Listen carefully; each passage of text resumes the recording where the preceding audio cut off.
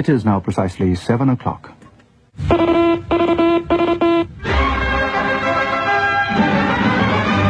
Springbok Radio presents World News and Africa Survey.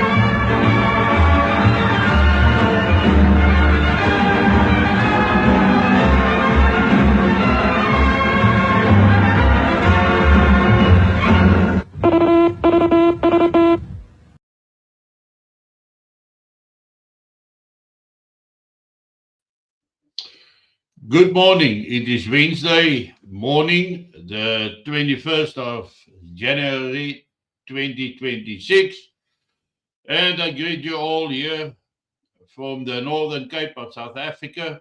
My name is Wynand de Tooy, and today I want to talk to you about how cunningly Donald Trump is busy changing the world in the direction that he wants it to change. Now, we all know that during the First World War and the Second World War, it was the US who always come to the aid of the Allied forces and eventually help them to win the wars, or at least the part of the wars in which they were involved in. But after the Second World War, the United States became the sort of power behind the scenes. And the role of NATO during the Cold War was largely financed, controlled, and empowered by the United States of America. And Europe has slowly fallen into the habit of calling on the United States for any trouble that might exist. They became dependent on the USA for their national and for Europe's defense. Now we know that the United States was also pushing for the war in Ukraine under the Biden regime, but I think that the warmongers in Washington, the bankers, the great financiers, and everybody was pushing their agenda to establish a one world order with a one world government, a one world defense force. That idea they pushed through the United States of America. And then Donald Trump came to power. Immediately he talked about Greenland, he talked about the Panama Canal, he talked about South Africa and Venezuela, Cuba. And they sent a mission into Venezuela. They captured Maduro and flew him off to the United States to stand trial. Under narcotic laws, etc. But an interesting thing, Trump did not change Venezuela. He did not change the government. In fact, he supported the vice president of Venezuela to run the country as an interim president, but he did not change the ministers or the way they are doing things. He did not change the police, the defense force, nothing of Venezuela. He just kidnapped Maduro and taken him out of the country. And suddenly, Venezuela is doing exactly as the United States want them to do. So what is behind all this? You know, if you look at Iraq, Afghanistan, other places where there was regime changes, everything that was disbanded from the top of the government right through. The police was disbanded, the existing armies was disbanded, and everything had to be rebuilt from the ground level up. It's interesting that Donald Trump prefers to keep the structure in place. He removed the leader of the governing party, he removed him, but otherwise, the country continued to function as normal. We have seen the Greenland situation where Donald Trump now demands Greenland, and he is going to get Greenland. But everybody in the world is shouting against Donald Trump. He's an imperialist, he's a warmonger because he threatens to attack Greenland. But he actually did not say he's going to attack Greenland. He's just said that military means is not off the table. But when it comes to Donald Trump, you must listen to what he is saying, because he's saying so many things in the same question that's being asked to him that it's sometimes very difficult to understand exactly what his plan is.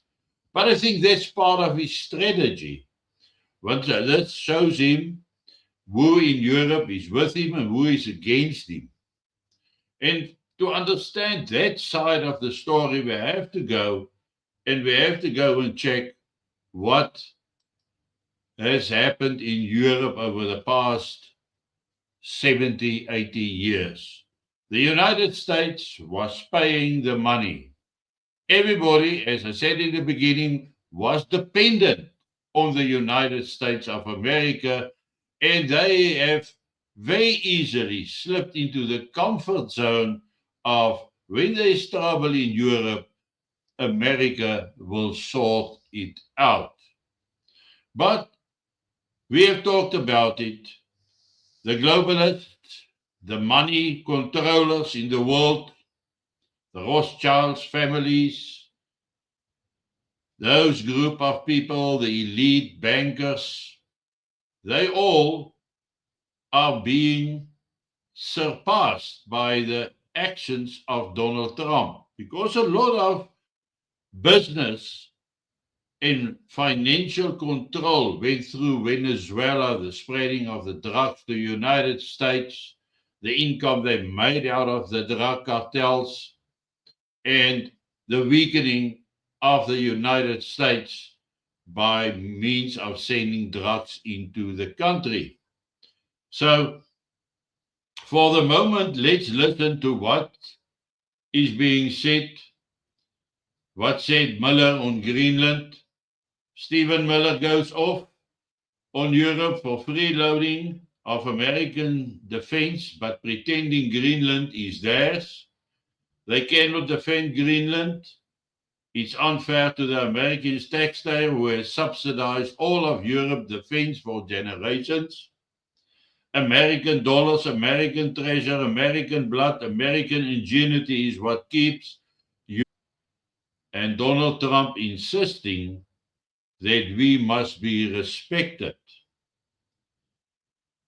They cannot control the territory of Greenland under every understanding of law that has existed about territorial control for 500 years. To control a territory, you have to be able to defend a territory, improve a territory, inhabit a territory. And Denmark has failed on every single one of these tests.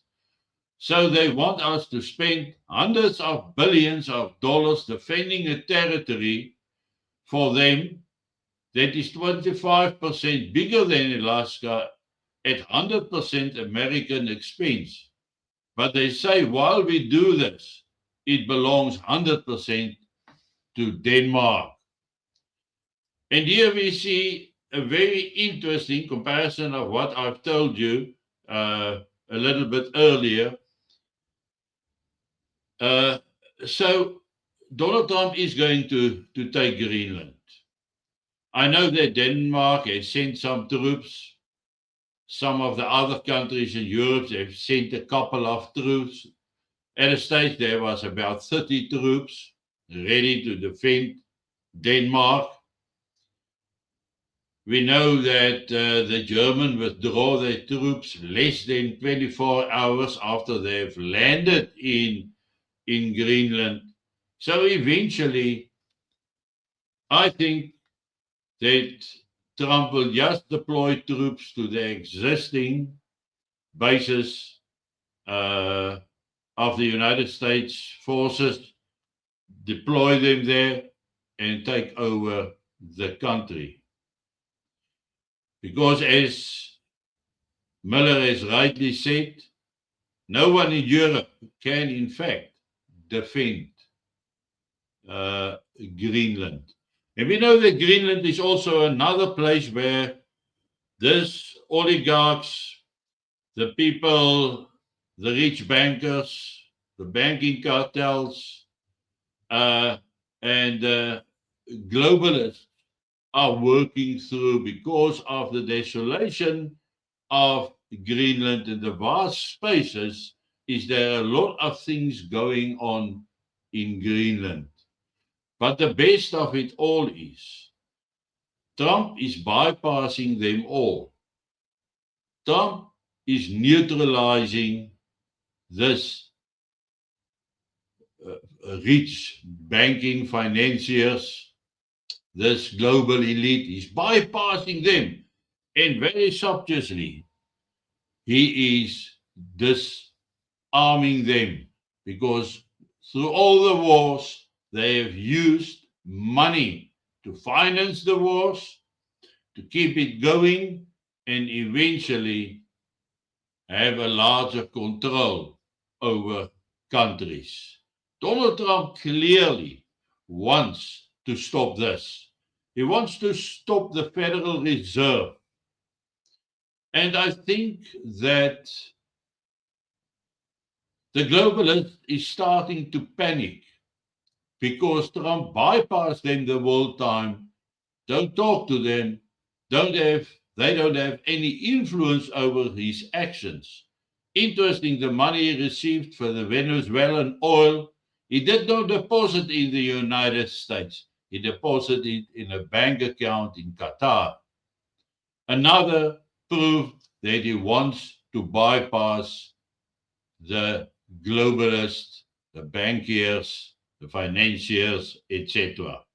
It is interesting that while he's doing this, that Putin came forward in the last 2 days and he said, Russia has officially begun the fighting against the wealthiest families of the Rothschilds in Europe instead of NATO and Ukraine. And Putin has declared that he is moving away. His primary enemy now is the financiers, the wealthy families, the Rothschilds, those people that was pulling the strings behind the scenes. That has become his main enemy. Interesting. That's exactly who the main enemy of the United States is. So here we have a same thought pattern by Trump and Putin, and I believe Xi Jinping as well, in an effort to take control back from this unelected globalist financiers, rich families, and to invest in their countries. That's why it's so important that Trump say America first. But he can't America first unless he's taken away the hold that the globalists have over certain sources of money and countries. He must take that away. He must take those countries that have been mobilized and used by this global elite, he must neutralize that country, and then he can go for America first. I have talked about it about a week ago. It's just that there is some more information coming forward. Most interesting, the fact that he did not uh, destroy the government of Venezuela. He solely changed the president. And the effect that he has is sufficient to reach his goals. And the same in Greenland. Yes, Greenland is a very, very important part of the Arctic defense. And we know that Russia has increased their military activities in the Arctic area hugely over the past year. And the only place where the USA can counter that is by activating larger parts of Greenland. But I hope you understand this, that you have enjoyed it. And remember to enjoy your coffee with condensed milk. Make it extra sweet. But one thing is certain. We don't understand the full picture. But Donald Trump is not randomly picking a fight. It is well planned, well considered, and well executed according to a specific plan. If we look at what he's going to do in Palestine, where he put together a group of people, states leaders, who jointly must accept responsibility for the rebuilding of Gaza. And that's the interesting thing, but maybe we'll talk about that next time. Have a nice day.